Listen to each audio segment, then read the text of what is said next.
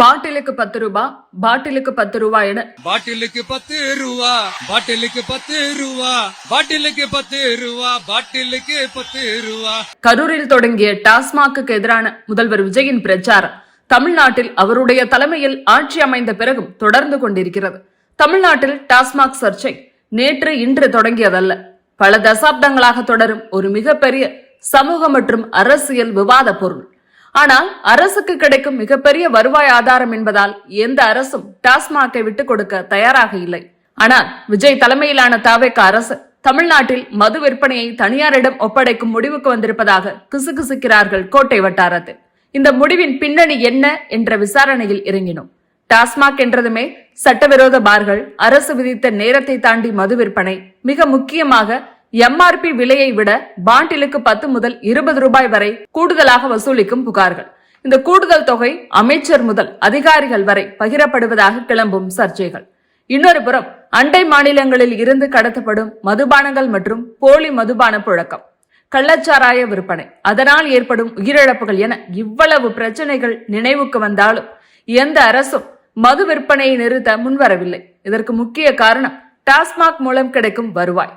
தமிழக அரசின் சொந்த வரி வருவாயில் கிட்டத்தட்ட 11% முதல் 12% வரை, அதாவது ஆண்டுக்கு சுமார் 45,000 கோடி ரூபாய்க்கும் மேல் டாஸ்மாக் மூலமே வருவாய் கிடைக்கிறது. இந்த வருவாய் தான் மாநில அரசு செயல்படுத்தும் பல மக்கள் நலத்திட்டங்களுக்கான ஆதாரமாகவும் உள்ளது. எனவே ஒவ்வொரு அரசும் டார்கெட் வைத்து மது விற்பனையை ஊக்குவித்தார்களே தவிர அதில் இருக்கக்கூடிய சிக்கலை தீர்த்து டாஸ்மாக் தொடர்பான சர்ச்சைகளுக்கு முற்றுப்புள்ளி வைக்க தயாராக இல்லை. இதையெல்லாம் கவனித்துதான் தன்னுடைய முதல் மாநாட்டிலேயே ஒரு கையில் இலவசத்தை கொடுத்துவிட்டு மறு கையில் டாஸ்மாக் மூலம் பணத்தை பிடுங்குவது என்ன மாதிரியான நிர்வாகம் என்று அதிரடியாக கேள்வி எழுப்பினார் தாவேக தலைவர் விஜய். தமிழகத்தை போதைப் பொருள் இல்லாத மாநிலமாக மாற்றுவதே தன்னுடைய முதன்மை கொள்கை என அறிவித்த அவர் ஆட்சிக்கு வந்தவுடன் தன்னுடைய விமர்சனங்களுக்கு செயல் வடிவம் கொடுக்கவும் செய்தார். பள்ளிகள், கல்லூரிகள், வழிபாட்டு தலங்களுக்கு அருகில் இருந்த 717 கடைகளையும், பேருந்து நிலையங்களில் இருந்த 255 கடைகளையும் உடனடியாக மூட உத்தரவிட்டார்.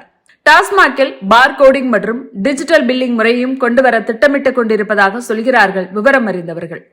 அதன் அடுத்த கட்டமாக டாஸ்மாக் கடைகளை மீண்டும் தனியாரிடமே ஒப்படைக்கலாமா என்ற ஆலோசனையிலும் முதலமைச்சர் விஜய் இறங்கியிருப்பதாக தகவல்கள் வெளியாகியுள்ளன. இதன் பின்னணியில் ஒரு நீண்ட வரலாறு இருக்கிறது.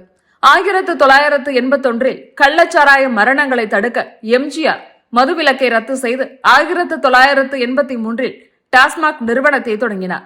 அப்போது அது மொத்த விற்பனையை மட்டுமே செய்தது. அதனால் வருவாய் இழப்பு ஏற்பட்டதால் 2003ஆம் ஆண்டு அப்போதைய முதலமைச்சர் ஜெயலலிதா சில்லறை விற்பனையையும் அரசே ஏற்கும் என்ற அதிரடி முடிவை எடுத்தார். இப்போது மீண்டும் எம்ஜிஆர் காலத்தை போல அரசு மொத்த கொள்முதலை மட்டும் செய்துவிட்டு சில்லறை விற்பனையை உரிமம் பெற்ற தனியார் வசம் ஒப்படைக்க தீவிர ஆலோசனை மேற்கொண்டு வருகிறது. இதன் மூலம் பாட்டிலுக்கு 10 ரூபாய் போன்ற ஊழல் புகார்களில் இருந்து அரசு தப்பிக்க முடியும். கொள்முதல் அரசே செய்வதால் வருவாய் இழப்பும் இருக்காது, பணியாளர்களின் வேலையும் உறுதி செய்யப்படும் என நினைக்கிறது தமிழ்நாடு அரசு. மேலும் கடைகளின் தரத்தை உயர்த்தும் போது சாமானியர்கள் அங்கு செல்வது குறைந்து மது பிரியர்களின் எண்ணிக்கையும் கட்டுப்படுத்தப்படும் என அரசு நம்புகிறது. இந்த புதிய முறை வரவிருக்கும் இடைத்தேர்தல், உள்ளாட்சி தேர்தல்களுக்கு பிறகு நடைமுறைக்கு வரலாம் என்றும் எதிர்பார்க்கப்படுகிறது. அதிமுக, திமுக என 2 திராவிட கட்சிகளின் அரசுகளுக்கும் மிகப்பெரிய அவப்பெயரை ஏற்படுத்தி கொடுத்தது டாஸ்மாக் தான். அந்த அவப்பெயர் தன்னுடைய ஆட்சிக்கு வந்துவிடக் கூடாது என்பதில் முதலமைச்சர் விஜய் உறுதியாக இருக்கிறார்.